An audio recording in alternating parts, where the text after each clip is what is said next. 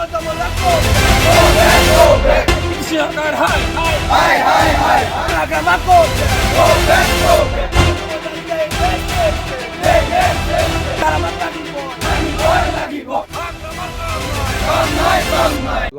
5 বছৰ আগৰ পৰা এই ৰাস্তাটোৱে এনেকুৱাকৈ জলজীৰ্ণ পথ হৈছে। বিগত UPPL আৰু বিজেপি নেতৃত্বৰ চৰকাৰখনৰ পৰা যি সুইজাৰলেণ্ড বনোৱাৰ যি পৰিকল্পনা আছিল প্ৰমোদ বড়ো, সেই তেতিয়াৰ পৰাই ৰাস্তাটো এনেকুৱা হৈ আছে। আমি যোৱা বছৰ এনেকৈ পথ অৱৰোধ কাৰ্যসূচী এটা হাতত লৈছিলোঁ। তেতিয়া সময়ত আমাৰ যি জিলা আয়ুক্ত পংকজ চক্ৰৱৰ্তী দেৱ তেওঁ আহি আমাক আশ্বাস প্ৰদান কৰিছিল যে এই ৰাস্তাটো সোনকালে মেৰামতি হ'ব। তাৰপিছত জলেন দৈমাৰী ডাঙৰীয়াও আহি আমাৰ VCDC অফিচত এখন আলোচনাত মিলিত হ'ল। আমি সেই আলোচনাৰ মৰ্মে ভাবিছিলোঁ যে ৰাস্তাটো হ'ব। তাৰপিছত কি হ'ল, আকৌ নিৰ্বাচন আহিল। নিৰ্বাচনৰ আগত এই ৰাস্তাটোৰ নামত বিজেপি আৰু BPFৰ যি প্ৰতিদ্বন্দ্বী আছিলে সেই সময়ত ৰণেন নাৰ্জাৰী আৰু আমাৰ গণেশ কছাৰী ডাঙৰীয়া, সেই দুজনে এই ৰাস্তাটোৰ নামত এক ৰাজনীতি কৰিলে।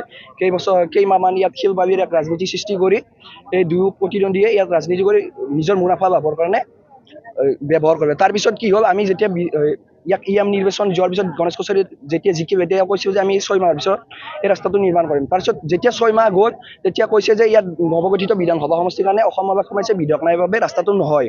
তাৰপিছত এতিয়া বিধেয়ক আহিল, বিধেয়কৰ শপত গ্ৰহণ কৰাৰ পিছত তেওঁলোকৰ বিধানসভাত বাজেট অধিৱেশন হৈছে। এটা হাগ্ৰামা মহিলাৰী আৰু জয়ন্ত মল্ল ডাঙৰীয়াই যোৱা ডিচেম্বৰ মাহত ইয়াত মানে ফিতা কাটি গ'ল। ফিতা কটাৰ পিছতো এই ৰাস্তাটো আজি এনেকুৱা জৰাজীৰ্ণ হৈ পৰিছে। আমাৰ স্পষ্ট দাবী, আমাক ৰাস্তাটো লাগে। আমি আজি সেইবাবে আমাৰ পূব দেফলী অঞ্চল ছাত্ৰ সন্থা, পূব দেফলী অসম জাতীয়তাবাদী যুৱ ছাত্ৰ পৰিষদ, পূব দেফলী অঞ্চলৰ বিভিন্ন জনগোষ্ঠীয় দল সংগঠন আৰু ৰাইজৰ সহযোগত আমি পথ অৱৰোধ কাৰ্যসূচী হাতত লৈছোঁ। আমাৰ এটা কথা স্পষ্ট, আমাক ৰাস্তা লাগিব। ইয়াত কমিশ্যন ৰাজ বন্ধ কৰক। আমি ইয়াত কমিশ্যন ৰাজৰ অংক চলি আছে। ইয়াত কমিশ্যনৰ অংক আমাক পেলাইছে। আমাৰ কথা স্পষ্ট, নহ'লে কিন্তু ইয়াতকৈ ভয়ংকৰ হ'ব।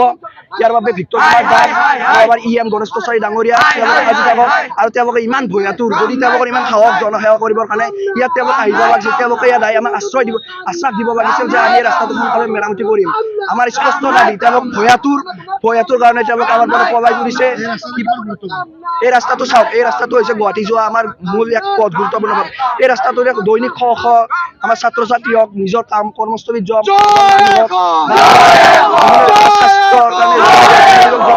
সেই মানুহখিনি এই ৰাস্তাটোৰে যায়। এই বাঙালীপাৰা বগামাটিৰ পৰা যোৱা ৰাস্তা এইটোৱে মূল পথ। এই মূল পথটো যদি এনেকুৱা হৈছে, ইয়াত চৰকাৰৰ চৰম ব্যৰ্থতা। এই ব্যৰ্থতা তেওঁলোকে স্বীকাৰ কৰিব লাগে। আৰু যদি তেওঁলোকে স্বীকাৰ নকৰে, ইয়াত আহক, আমাৰ যদি সাহস আছে আৰু আমাক ইয়াত আশ্বাস দিয়ক। 15 দিনৰ সময়ত যদি এই ৰাস্তাটো ভাল কৰিব নোৱাৰে, উদ্বোধন কৰিব নোৱাৰে, তেওঁলোকে ইয়াতকৈ গণতান্ত্ৰিকভাৱে আন্দোলন কৰিব সাজু থাকক। Victor Kumar Das go back, Ganesh Kachari go back.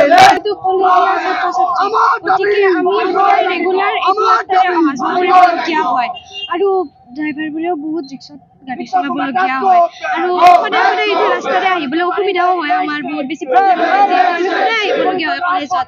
আৰু এইটো ৰাস্তাৰ বিষয়ে বহুত আগৰ পৰাই কৈ থকা হৈছে, কিন্তু তথাপিও এইটো ৰাস্তাৰ প্ৰতি চৰকাৰে একো একশ্যন লোৱা নাই। মাজে মাজে ভাল কৰে বাৰু, বালি শিল কেতিয়াবা এনে ছটিয়াই দিয়ে, যেতিয়া ক'ৰবাত মিটিং হয় নহ'লে বা ক'ৰবাত কিবা পূজা চূজা যেতিয়া আয়োজিত কৰা হয়, তেতিয়া এবাৰ অকণমান বালি শিল ছটিয়াই দিয়ে। তাকো সেইখিনিও সমান কৰিব তেওঁলোকৰ সময় নাথাকে।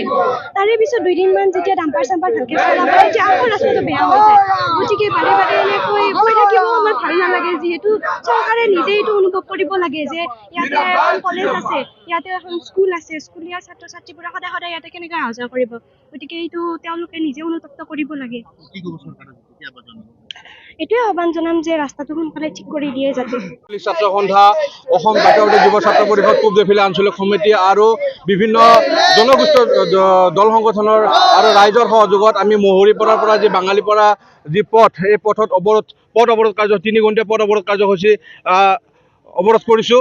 আমি অসম চৰকাৰ তথা BTS চৰকাৰক আমি আহ্বান জনাইছোঁ যে আমাৰ মহৰীপাৰাৰ পৰা বাঙালীপাৰালৈ যি পথছোৱা, এই পথছোৱা অতি পলমে আমাক নিৰ্মাণ কৰি দিব লাগিব। অন্যথা আমি ছাত্ৰ সন্থাই হাত সামতি বহি নাথাকোঁ। কিয়নো চাওক, আমি ছাত্ৰ ছাত্ৰী আগষ্ট মাহৰ 1 তাৰিখৰ পৰা আমি পাঠদান কাৰ্যসূচী আৰম্ভ হ'ব। পাঠদান কাৰ্যসূচীৰ লগতে আমাৰ যি বিদ্যালয়লৈ যোৱাত যি অসুবিধা, সেই অসুবিধা আমি ৰাইজে বুজি পাওঁ, অসম চৰকাৰ তথা BTS চৰকাৰে বুজি নাপায়।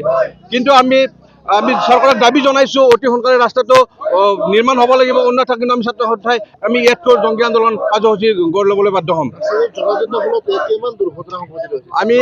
আমি দেখা পাইছোঁ যে এই ৰাস্তাটোক লৈ কিনে মোটামুটি 100তকৈও অধিক দুৰ্ঘটনা সংঘটিত হোৱা আমি পৰিলক্ষিত হৈছোঁ। ই ৰিক্সা বাগৰি পৰে।